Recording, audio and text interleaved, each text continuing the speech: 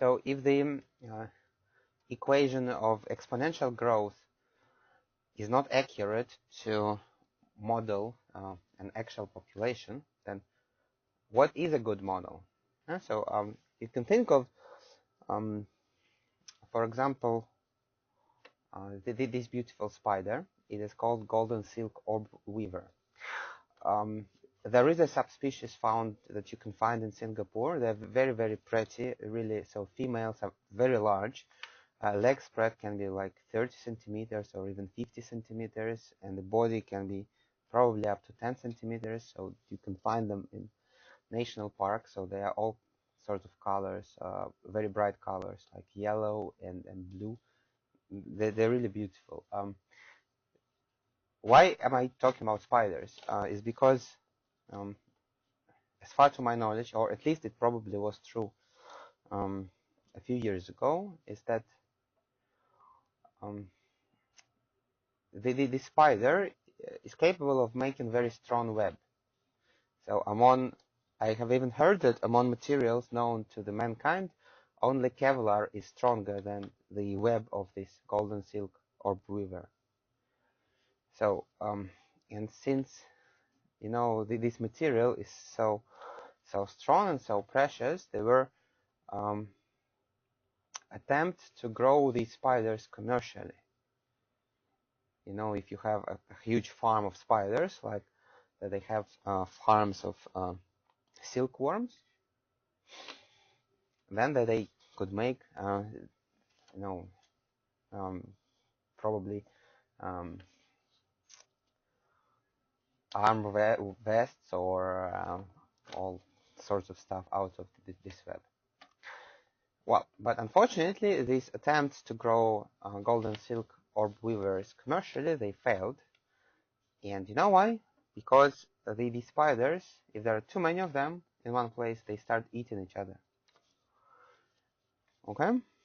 So if they have plenty of resources, then they multiply quickly and they experience exponential growth. But once there is not enough room for them, then they just start eating each other. So that's how they compete for resources. Well, and the correspondent model should somehow reflect the fact that they are competing, right? So notice something interesting, that in this logistic model, we can rewrite it. So we can write that this is R, Y, and this term tells us that the growth rate of the spider population is proportional to the population itself. But then minus what do I have to subtract? R over K times Y squared. So I will write A times Y squared. So minus some coefficient times Y squared. But if Y is population, then the square of Y is proportional to the number of pairs of spiders, right? So if Y is the number of spiders, then Y squared is, well, it's not exactly, but it's proportional to the number of pairs of spiders, all right? And by subtracting this, what we are claiming is that the more pairs of spiders there are, the slower is the growth rate. So which means that more different pairs of spiders, they slow down the growth rate, which is what happens in practice. All right, so let us review. Here is the logistic differential equation. And the basic logic here, so that there are two constants here, R and K. The idea is that if the population Y is small, is much smaller than K, which is called the carrying capacity, then Y over K is almost zero, which means we can neglect the terms Y over K, and the rest is just the exponential growth. But if Y is growing, then eventually it's going to approach K, and then Y over K is going to be almost 1, and then dy dt is going to be almost 0, and then we get no growth. So, and no growth means that the population becomes constant and it stabilizes. All right, so here y equals 0 and y equals k are equilibrium solutions. And the constants r is called the intrinsic growth rate and k is called the carrying capacity. All right, so please remember these terms.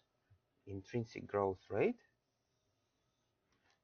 and the carrying capacity.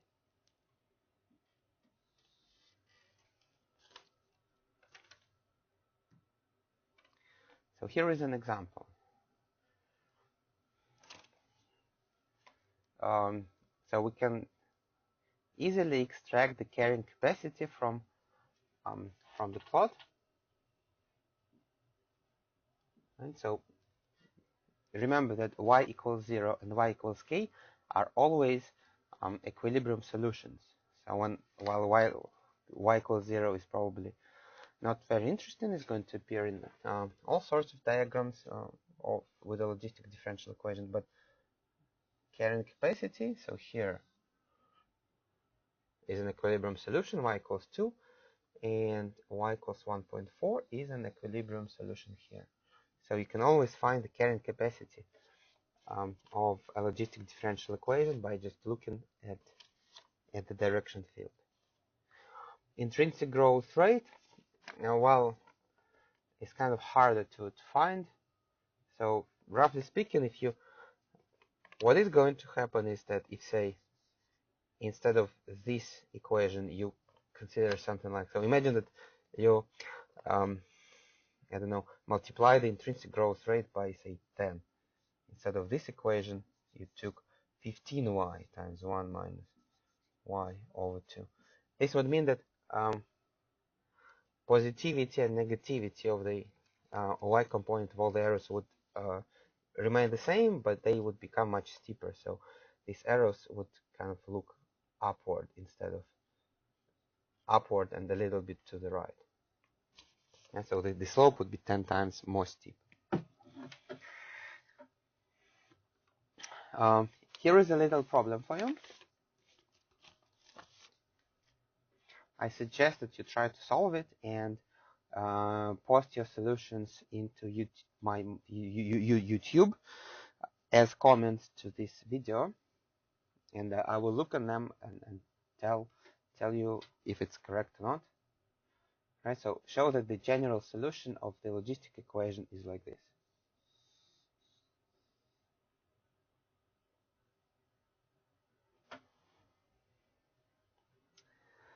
And finally,